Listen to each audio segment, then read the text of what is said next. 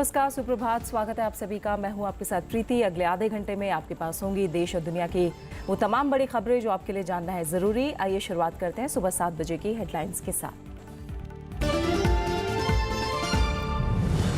रामनाथ कोविंद होंगे एनडीए के राष्ट्रपति उम्मीदवार। बीजेडी टीआरएस का समर्थन। शिवसेना आज करेगी फैसला। उम्मीदवार पर कांग्रेस समेत विपक्षी दल की 22 जून को बैठक।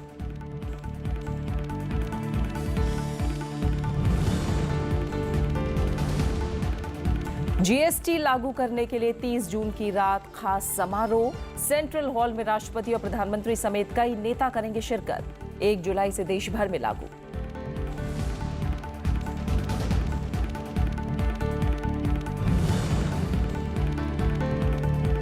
पंजाब सरकार का बड़ा ऐलान। 5 एकड़ तक जमीन वाले किसानों को 2 लाख तक का कर्ज होगा माफ। अनुदान की राशि 3 लाख से बढ़ाकर 5 लाख रुपए।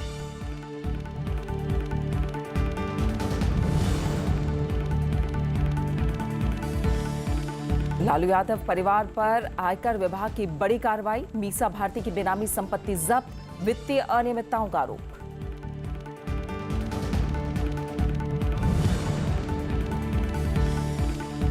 और कॉन्ट्रैक्ट कर्मचारियों को भी मिलेगा मजीठिया वेज बोर्ड का लाभ। सुप्रीम कोर्ट का अखबार समूहों को निर्देश।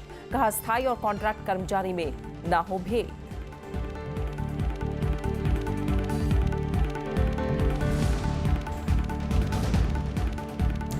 बिहार के मौजूदा राज्यपाल रामनाथ कोविंद एनडीए की ओर से राष्ट्रपति पद के उम्मीदवार होंगे। बीजेपी संसदीय बोर्ड की कल बैठक के बाद पार्टी अध्यक्ष अमित शाह ने उनके नाम का ऐलान किया। अमित शाह ने रामनाथ कोविंद के नाम पर विपक्षी दलों से बात करके आम सहमति बनाने की उम्मीद जताई। इस बीच रामनाथ कोविंद का कल दिल्ली पहुंचने पर बीजेपी नेताओं ने भव्य स्वागत किया। दिल्ली में बीजेपी पार्टी मुख्यालय में सोमवार को राष्ट्रपति पद के उम्मीदवार के नाम पर फैसले के लिए संसदीय बोर्ड की बैठक हुई। बैठक में प्रधानमंत्री नरेंद्र मोदी, पार्टी अध्यक्ष अमित शाह और संसदीय बोर्ड के सदस्य मौजूद थे। बैठक के बाद पार्टी अध्यक्ष अमित शाह ने ऐलान किया कि एनडीए की ओर से बिहार के गवर्नर रामनाथ कोविंद राष्ट्रपति पद के उम्मीदवार होंगे। एनडीए के प्रत्याशी के रूप में आज श्री रामनाथ कोविंद गवर्नर बिहार का नाम तय किया गया है। नामांकन की तिथि तो रामनाथ जी से चर्चा कर तय करेंगे, मगर बड़ी जो अभी सोच बनी है 23 तारीख को नामांकन होने की संभावना है। अमित शाह ने उम्मीद जताई कि रामनाथ कोविंद के नाम पर विपक्ष समेत तमाम दलों में आम सहमति कायम होगी। इसके लिए बीजेपी विपक्षी दलों से बातचीत करेगी। नाम तय करने से पहले भी हमने देश के सभी राजनीतिक दलों से चर्चा की है। आज नाम तय करने के बाद एनडीए के सभी साथियों को भी सूचना की भी गई है, सूचना हो भी रही है। प्रधानमंत्री जी ने स्वयं कांग्रेस अध्यक्षा श्रीमती सोनिया जी से बात की है। प्रधानमंत्री नरेंद्र मोदी ने कहा है कि उन्हें पूरा विश्वास है कि रामनाथ कोविंद जी राष्ट्रपति के रूप में गरीबों, वंचितों और पिछड़ों की आवाज बनेंगे। कानून और संविधान के जानकार के तौर पर देश को फायदा मिलेगा। बिहार के मौजूदा राज्यपाल रामनाथ कोविंद का जन्म 1 अक्टूबर 1945 को उत्तर प्रदेश के कानपुर देहात में हुआ। पेशे से वकील रहे कोविंद 2 बार राज्यसभा के सांसद रहे हैं। राष्ट्रपति चुनाव के लिए नामांकन की अंतिम तारीख 28 जून है। प्रणव गोस्वामी, राज्यसभा टीवी। कांग्रेस ने बीजेपी की ओर से उम्मीदवार के ऐलान से पहले आम सहमति बनाने की कोशिश नहीं करने पर निराशा जताई है। कांग्रेस समेत 16 विपक्षी दल 22 जून की बैठक में उम्मीदवार को लेकर रणनीति पर चर्चा करेंगे। इधर टीआरएस, टीडीपी और बीजेडी ने रामनाथ कोविंद का समर्थन करने का ऐलान किया है, तो एनडीए के सहयोगी शिवसेना ने भी इस बारे में आज फैसला लेने की बात कही है।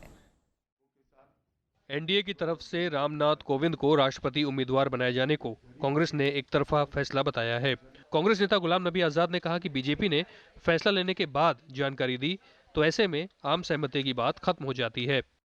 वो तो निर्णय हो गया,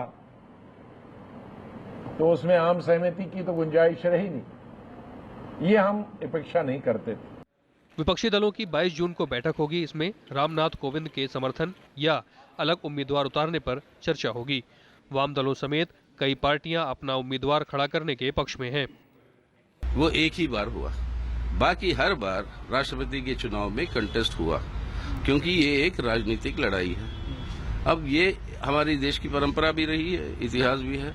सारे अपोजिशन की बैठक होगी और जो उनकी तरफ से नाम अनाउंस हुआ उस पर, उसके बाद हम लोग भी बैठ के इस पर विचार करेंगे क्या करना क्या नहीं करना। सकारात्मक ही रहेगा, बशर्ते विपक्ष से इस पद के लिए अन्य कोई दलित वर्ग का इनसे अधिक लोकप्रिय व काबिल उम्मीदवार चुनाव के मैदान में नहीं उतरता है।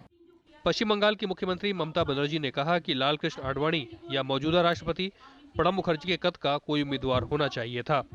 बिहार के मुख्यमंत्री नीतीश कुमार ने मुलाकात कर राज्यपाल रामनाथ कोविंद को बधाई दी। इन प्रश्नों का उत्तर पूछना अभी मुनासिब नहीं। मेरे लिए व्यक्तिगत रूप से ये प्रसन्नता की बात है कि हमारे बिहार के राज्यपाल देश के राष्ट्रपति पद के उम्मीदवार घोषित हुए। एनडीए में शामिल पार्टियां रामनाथ कोविंद की हैं, वहीं टीआरएस ने रामनाथ कोविंद की उम्मीदवारी का समर्थन किया है। Our party senior leaders, our honorable leader had taken a decision to support the NDA presidential candidate. ये जो लोग विपक्ष के लोग हैं और अपने को प्रोग्रेसिव कहते हैं, उन तमाम लोगों को जो अपने को प्रगतिशील मान करके कहते हैं, सबको समर्थन करना चाहिए और जो नहीं समर्थन करेंगे माना जाएगा कि ये दलित विरोधी हैं। लेकिन अगर आंकड़ों पर जाए तो फिलहाल कई क्षेत्रीय पार्टियों के रुख से एनडीए का पलड़ा भारी नजर आ रहा है। एआईडीएमके, वाईएसआर कांग्रेस एनडीए के उम्मीदवारों का समर्थन कर सकती है। Bureau report, Rajya Sabha TV.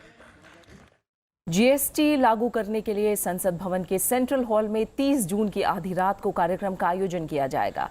रात के 11 बजे कार्यक्रम की शुरुआत होगी। पीटीआई के मुताबिक इसमें प्रधानमंत्री नरेंद्र मोदी का संबोधन होगा।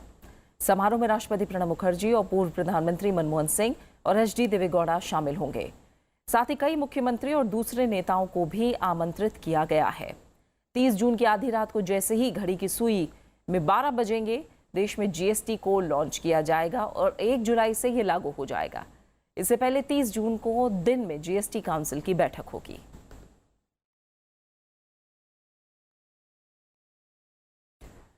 और रुख दार्जिलिंग का, जहां हालात अब भी तनावपूर्ण हैं। गोरखालैंड जनमुक्ति मोर्चा के समर्थकों ने कल भी रैली निकालकर अलग राज्य की मांग की। पार्टी ने आगे की रणनीति तय करने के लिए आज सभी दलों की बैठक बुलाई है। इस बीच राज्य सरकार ने फिर शांति की अपील की है। गोरखा जनमुक्ति मोर्चा के समर्थकों ने सोमवार को दार्जिलिंग में रैली निकाली। आंदोलनकारियों ने अलग गोरखालैंड के लिए नारे लगाए और पुलिस कार्रवाई की आलोचना की। शहर में 8वें दिन भी बंद रहा। शहर में बड़ी तादाद में पुलिस बल तैनात हैं। प्रदर्शनकारियों ने NH31A को कुछ जगहों पर जाम कर दिया। इस सड़क को सिक्किम की जीवन रेखा माना जाता है। जीजेएम ने साफ कर दिया है कि वो अब अलग राज्य के बिना नहीं मानेगी। Just have one point agenda now, that is statehood. I mean, it's a policy now for us, do or die. Either we get it, and in the process, if we die, we are ready to do that. We are ready to sacrifice. I think it's come to that stage. पश्चिम बंगाल ने 22 जून को सिलीगुड़ी में सर्वदलीय बैठक बुलाई है। मुख्यमंत्री ने सभी दलों से बैठक में हिस्सा लेने की अपील की है। मुख्यमंत्री खुद इस बैठक में नहीं होंगी क्योंकि वो नीदरलैंड के दौरे पर रवाना हो गई हैं। তাছাড়া চেম্বারসেরও কিছু মিটিং আছে, তার শান্তি থাক দিস মাস আমরা সবাইকে অ্যাপিল করব শান্তি মেনটেন করার, শান্তি রক্ষা করা, গণতান্ত্রিক পদ্ধতিতে মিটিং করা, আর গিয়ে জ্বালিয়ে দেওয়া পুড়িয়ে দেওয়া এটা তো ঠিক নয়। वाम दलों ने दार्जिलिंग की समस्या का राजनीतिक हल निकालने पर जोर दिया। দার্জিলিং এর সমস্যার সমাধান একটা রাজনৈতিক সূত্র বার করতে হবে। আমরা রাজনৈতিক, এটাকে তিনি শুধু দাঙ্গা বলে কাটিয়ে দিলে চলবে না, শুধু পুলিশ দিয়ে আধা সেনা দিয়ে সেনাবল দিয়ে এটাকে আইন শৃঙ্খলার অবনতি বলে দেখলে চলবে না। दार्जिलिंग में पिछले कई दिनों से स्थिति तनावपूर्ण है। बीते शनिवार को प्रदर्शन हिंसक हो गया था। झड़पों में एक प्रदर्शनकारी की मौत हो गई थी। जीजेएम ने 2 कार्यकर्ताओं के मारे जाने का दावा किया था। हालांकि पुलिस ने गोलीबारी से इनकार किया है। Bureau report, Rajya Sabha TV. Tamil Nadu की आर.के. नगर विधानसभा के उपचुनाव में वोटरों को घूस देने के आरोपों की पुलिस ने एफआईआर दर्ज की है। मुख्यमंत्री के पलनीसामी ने सोमवार को विधानसभा में ये जानकारी दी। उन्होंने कहा कि पुलिस जांच जारी है। विपक्षी डीएमके और कांग्रेस सदस्यों ने विधानसभा में ये मामला उठाया। मुख्यमंत्री के जवाब पर असंतोष जताते हुए डीएमके, कांग्रेस और IMUL विधायकों ने वॉकआउट किया। चुनाव आयोग ने 18 अप्रैल को राज्य के मुख्य निर्वाचन अधिकारी को घूस देने का मामला दर्ज कराने के लिए कहा था। आरोपों के बाद आयोग ने चुनाव रद्द कर दिया था।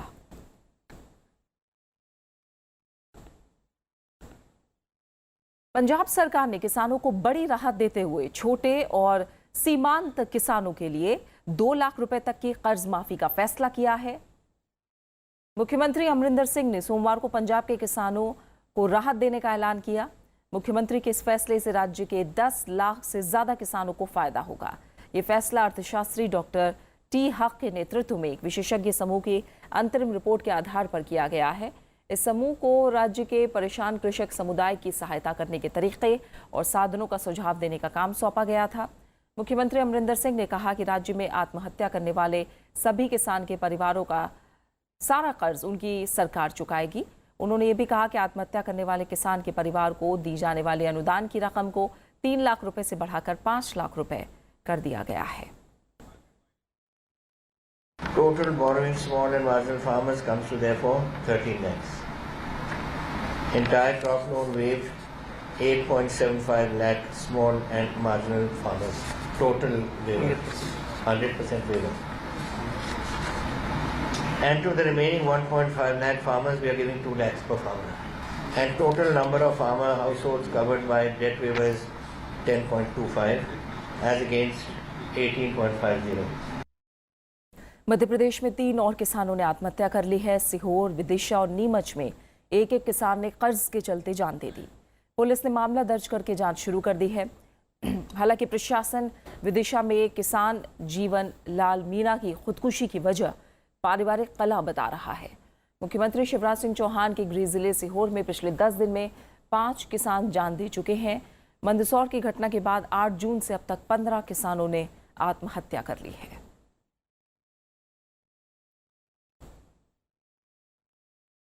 आयकर विभाग ने 1000 करोड़ रुपए के कथित बेनामी जमीन सौदे और टैक्स चोरी के मामले की जांच के सिलसिले में आरजेडी प्रमुख लालू प्रसाद यादव के परिवार के सदस्यों की कुछ अचल परिसंपत्तियों को अस्थायी रूप से कुर्क किया है।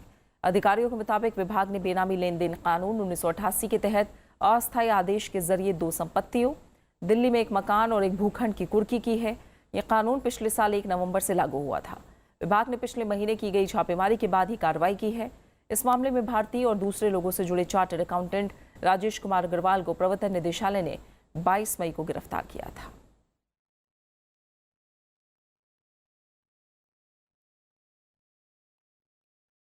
खबरें जारी हैं, लौट रहे हैं एक छोटे से ब्रेक के बाद।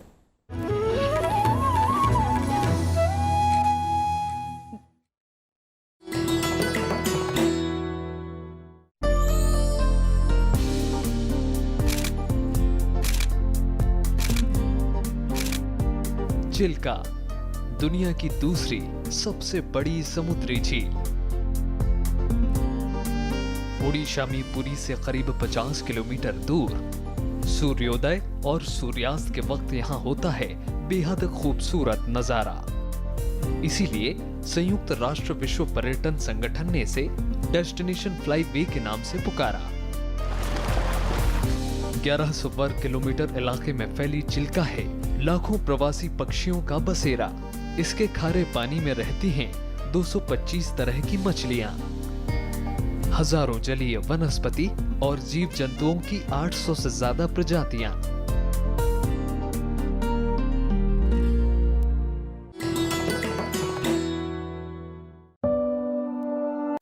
मुझ पर इतना जुल्म नहीं था मुझको इल्म। मुझे मेरा इंसाफ चाहिए, मुझे मेरा हक चाहिए। हो रहा जो मत होने दो, तो मुझे जीने दो, मुझे जीने दो। कन्या भ्रूण हत्या पर हमारी विशेष पेशकश, मुझे जीने दो, सिर्फ राज्यसभा टेलीविजन पर।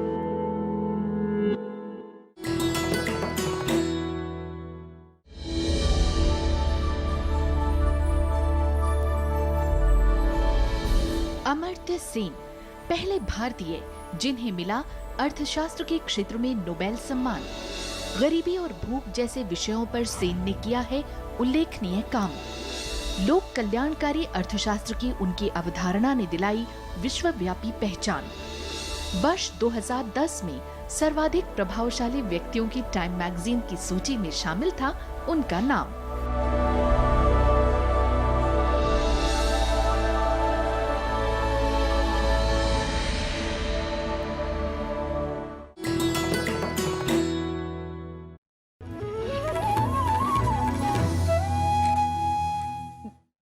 सुप्रीम कोर्ट ने अखबारों में काम करने वाले कॉन्ट्रैक्ट कर्मचारियों को बड़ी राहत दी है। कोर्ट ने कहा है कि मजीठिया वेज बोर्ड का पूरा फायदा कॉन्ट्रैक्ट कर्मचारियों को मिलना चाहिए। शीर्ष अदालत ने कहा कि अखबार समूह फंड की कमी का बहाना नहीं बना सकते। कोर्ट ने साफ कहा कि स्थायी और कॉन्ट्रैक्ट कर्मचारियों में कोई भेद नहीं होना चाहिए। दरअसल अखबार कर्मचारी यूनियनों ने अखबार समूहों के खिलाफ अवमानना याचिका दायर की थी। याचिका में आरोप लगाया गया था कि कोर्ट के आदेश के बावजूद वेज बोर्ड की सिफारिशें लागू नहीं की गईं। इस पर 3 मई को शीर्ष अदालत ने फैसला सुरक्षित रख लिया था। कई अखबार समूहों की दलील थी कि वेज बोर्ड के लागू करने से घाटा बढ़ जाएगा, इससे वित्तीय स्थिति पर बुरा असर पड़ेगा। मजीठिया वेज बोर्ड का गठन साल 2007 में हुआ था। सुप्रीम कोर्ट ने सहारा प्रमुख सुब्रत रॉय को करीब 710 करोड़ रुपए जमा कराने के लिए 10 दिन का और वक्त दे दिया है। सहारा प्रमुख की जमानत भी 5 जुलाई तक बढ़ा दी गई है। सुब्रत रॉय के खिलाफ कपिल सिब्बल ने कहा कि 790 करोड़ रुपए जमा करा दिए गए हैं। बाकी रकम जमा कराने के लिए 10 और दिन का समय चाहिए। दरअसल सहारा को सेबी के पास 1500 करोड़ रुपए जमा कराने हैं। सुप्रीम कोर्ट ने 17 अप्रैल को सहारा समूह की एम्बी वैली को बेचने का फैसला किया था। ये संपत्ति करीब 34,000 करोड़ रुपए की है।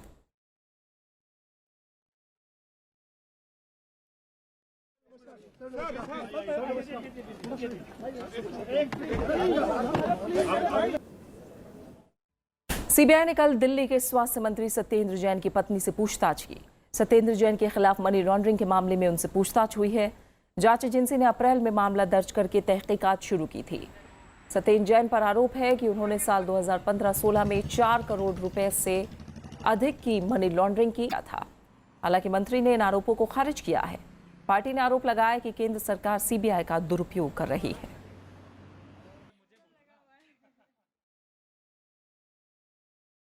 भारत और अफगानिस्तान के बीच सोमवार से मालवाहक विमान सेवा शुरू हो गई। काबुल से अफगानिस्तान के राष्ट्रपति अशरफ गनी ने इसे रवाना किया। ये पहला मौका है जब अफगानिस्तान से कार्गो के जरिए वहां के उत्पाद भारत लाए गए हैं। दिल्ली पहुंचने पर विदेश मंत्री सुषमा स्वराज ने इसका स्वागत किया। सेवा का मकसद दोनों देशों के बीच व्यापार को बढ़ावा देना है। इससे अफगानिस्तान के उत्पादों को भारतीय बाजार मिलेगा।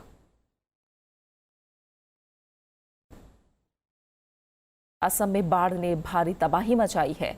राज्य के 6 जिलों के करीब 165 गांव बाढ़ की चपेट में हैं, जबकि 60,000 से ज्यादा लोगों पर इसका बुरा असर पड़ा है। दारंग जिले में 37,000 से ज्यादा लोग बाढ़ की चपेट में हैं। करीब 3,000 लोगों ने शोनितपुर जिले में राहत शिविरों में पनाह ले रखी है। कई इलाकों में पानी भरने से लोगों को खासी मुश्किलों का सामना करना पड़ रहा है। बाढ़ की वजह से यातायात बुरी तरह से बाधित है। मुख्यमंत्री सर्बानंद सोनोवाल ने गुवाहाटी में बाढ़ के हालात की समीक्षा की है। उन्होंने अधिकारियों को लोगों की मदद का निर्देश जारी किया है। इस बीच मौसम विभाग ने असम, मेघालय, पश्चिम बंगाल, सिक्किम और अरुणाचल प्रदेश समेत पूर्वोत्तर राज्यों में भारी बारिश की आशंका जताई है। राजधानी दिल्ली में भी बीती रात बारिश से लोगों ने राहत की सांस ली।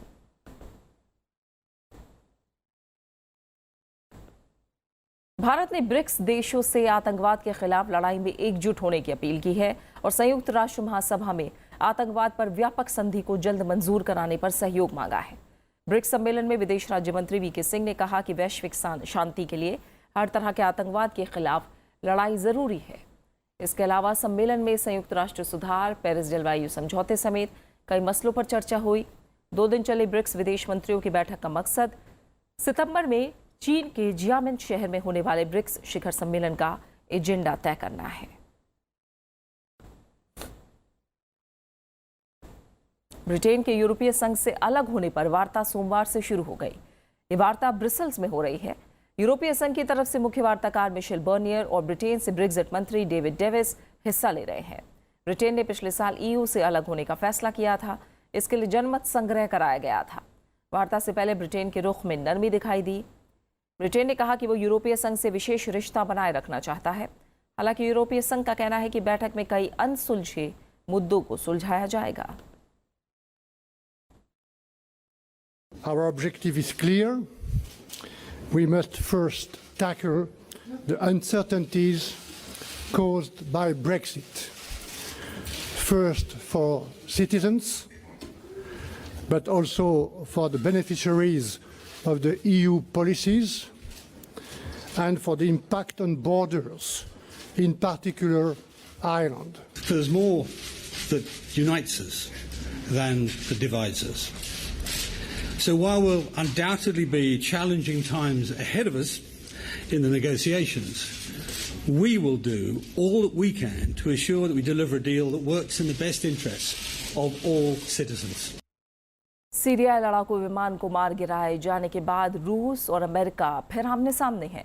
अमेरिकी गठबंधन को चेतावनी देते हुए रूस ने कहा है कि वो इस हमले को अपने ऊपर हमले के रूप में देखेगा।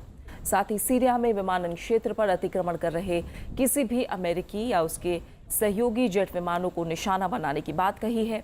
अमेरिका गठबंधन ने रविवार को रक्का में अमेरिकी समर्थित विद्रोहियों पर बमबारी करने पर सीरियाई सुखोई 22 विमान को मार गिराया था, जिसके बाद सीरिया में एक बार फिर तनाव है। इधर सीरिया ने अमेरिका हमले की निंदा की है और इसके खतरनाक परिणाम होने की बात कही है।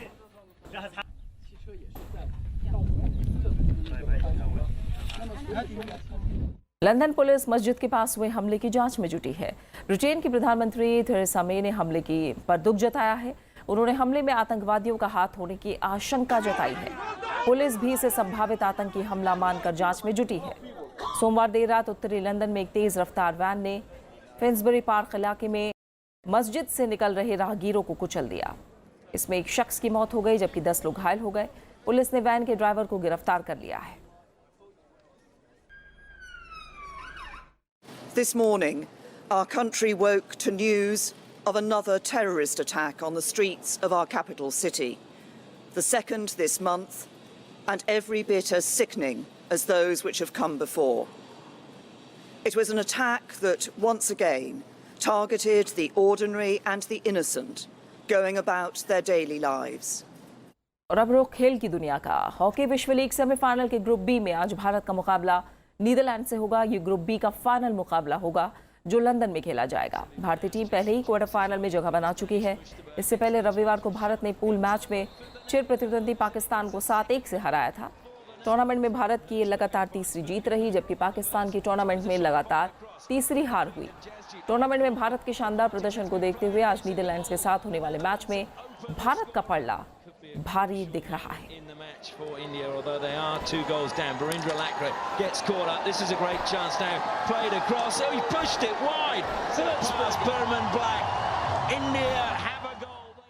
चीन में खेले जा रहे ब्रिक्स खेलों में भारतीय वुशु टीम ने 2 स्वर्ण समेत कुल 6 पदक जीते हैं। 2 स्वर्ण, 2 रजत और 2 कांस्य भारत की झोली में आए हैं। 5 ब्रिक्स देशों के इस टूर्नामेंट में भारतीय खिलाड़ियों ने चीन और रूस को कड़ी टक्कर दी। पुरुष वर्ग में ताइक्वांडो स्पर्धा में एम ज्ञानदेश सिंह ने भारत को पहला स्वर्ण पदक दिलाया, जबकि इसी स्पर्धा के महिला वर्ग में भारत के बिंदेश्वरी चानू ने रजत और एल सनातोबी चानू ने कांस्य पदक हासिल किया। टूर्नामेंट में हिस्सा ले रही 10 सदस्यीय भारतीय टीम में मैनेजर सुहेल अहमद, कोच सच्चिदानंद सिंह और 8 खिलाड़ी, जिनमें 4 महिला और 4 पुरुष शामिल हैं। टूर्नामेंट का आयोजन 21 जून तक होगा।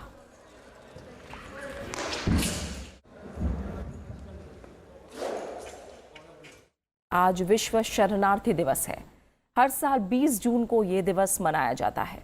संयुक्त राष्ट्र शरणार्थी एजेंसी की ताज़ा रिपोर्ट के मुताबिक 2016 के अंत तक दुनिया भर में 6 करोड़ 56 लाख लोग विस्थापित हुए हैं और अलग अलग जगहों पर शरणार्थी बनकर रहने के लिए मजबूर हुए हैं। हर मिनट 24 लोग युद्ध और आतंकवाद से बचने के लिए अपना सब कुछ पीछे छोड़कर निकल जाते हैं। सीरिया और दक्षिण सूडान जैसे देशों में भीषण संघर्ष, हिंसा और अत्याचारों के चलते हालात ज़्यादा खराब हैं।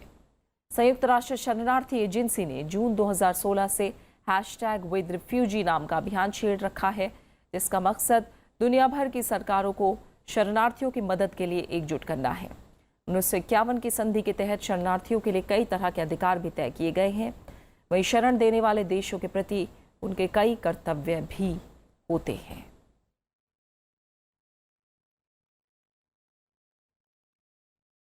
और अब आखिर में हेडलाइंस।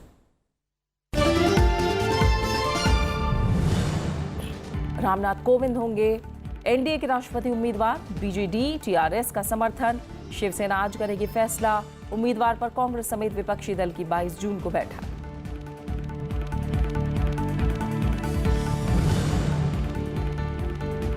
जीएसटी लागू करने के लिए 30 जून की रात खास समारोह। सेंट्रल हॉल में राष्ट्रपति और प्रधानमंत्री समेत कई नेता करेंगे शिरकत। 1 जुलाई से देश भर में लागू।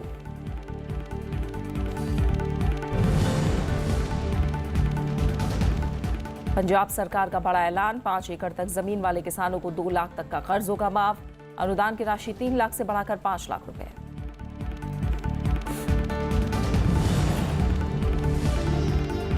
लालू परिवार पर आयकर विभाग की बड़ी कार्रवाई। मीसा भारती की बेनामी संपत्ति जब्त। वित्तीय अनियमितताओं का आरोप।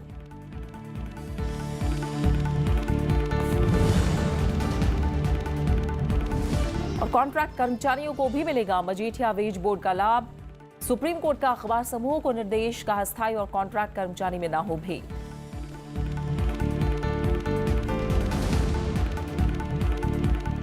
और फिलहाल खबरों में इतना ही। आगे आप देश देशांतर। नमस्कार।